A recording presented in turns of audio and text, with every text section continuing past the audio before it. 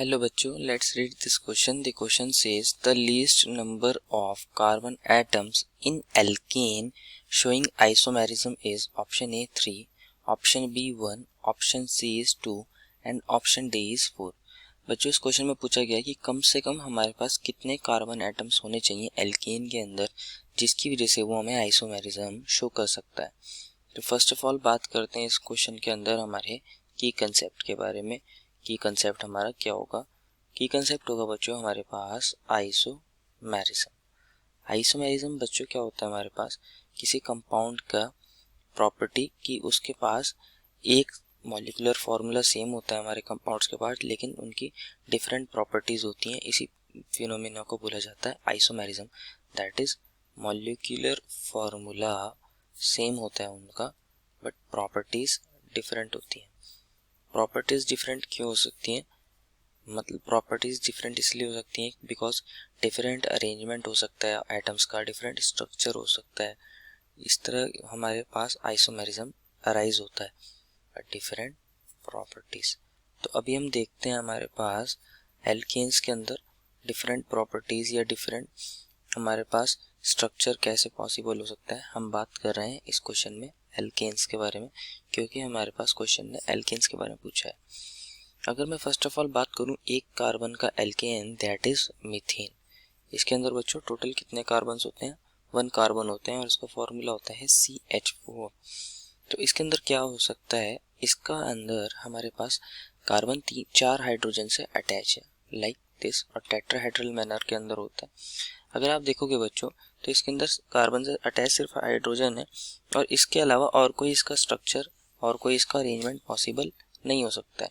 तो इसके अंदर बच्चों हमारा कंपाउंड है वो आइसोमेरिज्म शो नहीं कर सकता। तो हम यहाँ लिख सकते हैं नो आइसोमेरिज्म पॉसिबल। यहाँ पे कोई आइसोमेरिज्म पॉसिबल नहीं है। सेकेंडली बात करते हैं हमारे पास 2 कार्बन का alkane, that is ethane. Ethane के अंदर क्या होता है देखते हैं। इसका फॉर्मूला होता है हमारे पास CH3। तो यहाँ बच्चों दोनों ही कार्बन एक दूसरे से लीनियरली फॉर्म में अरेंज है, मतलब एक कार्बन से एक कार्बन अटैच है। इसके अलावा इसका कोई फर्दर पॉसिबल वे नहीं हो सकता जिसमें ये अरेंज हो सकता है। तो इसके अंदर भी हमारा नो आइसोमेरिज्म, दैट इज यहाँ पे भी कोई आइसोमेरिज्म देखने को नहीं मिलेगा। एक ही हमारा स्ट्रक्चर पॉसिबल है। तीसरे नंबर पे आता है बच्चों हमारे पास प्रोपेन, जिसके अंदर टोटल कार्बन एटम्स कितने होते हैं? 3। इसके अंदर आप कंसिडर करिए 2 कार्बन हमारे एक दूसरे से अटैच है और तीसरा कार्बन बच्चों अगर वो इस वाले कार्बन के पास जाएगा या फिर इस वाले कार्बन के पास जाएगा, सेम ही स्ट्रक्चर फॉर्म करेगा। कंसिडर करिए वो इसके पास गया तो यहाँ CH3 आ गया होगा, यहाँ हमारे पास CH3 रहा होगा और बीच में हमारा CH2 रहा होगा। इसके अलावा फर्दर कोई और अरेंजमेंट यहाँ पॉसिबल नहीं हो सकता है। तो इसके अंदर भी हमारा कोई आइसोमेरिज्म नहीं हो सकता, नो आइसोमेरिज्म। अब बात करते हैं हमारे फोर्थ ऑप्शन की। फोर्थ ऑप्शन कौन हो जाएगा बच्चों? ब्यूटेन। ब्यूटेन के अंदर क्या होता है? हमारे पास टोटल 4 कार्बन एटम्स होते हैं। तो हम इन चारों कार्बन एटम्स को ऐसे लिख सकते हैं CH3, CH2, CH2 and CH3। बच्चों इसके अंदर क्या हो सकता है? हमारे पास आइसोमेरिज्म पॉसिबल हो सकता है अगर ये वाला हमारा C इस सेकंड पोजीशन पर आ जाए, क्योंकि इस वाली पोजीशन पर आएगा तब तो यही रहेगा, ग्रुप यही बनेगा, तो इस पोजीशन पर आने का कोई फर्क नहीं पड़ता। और अगर ये इस वाली पोजीशन पर आ जाए तब भी हमारे पास सेम ही स्ट्रक्चर फॉर्म हो जाएगा, तो इस पर भी कोई फर्क नहीं पड़ता। लेकिन अगर वो इस वाली पोजीशन पर आ जाए तो एक न्यू स्ट्रक्चर फॉर्म हो सकता है। ये बन जाएगा CH3 CH और यहाँ बन जाएगा CH3 और ये CH3। तो अगर आप दोनों के फॉर्मूले को चेक करोगे तो हमारे पास ऊपर टोटल कितने कार्बन्स थे?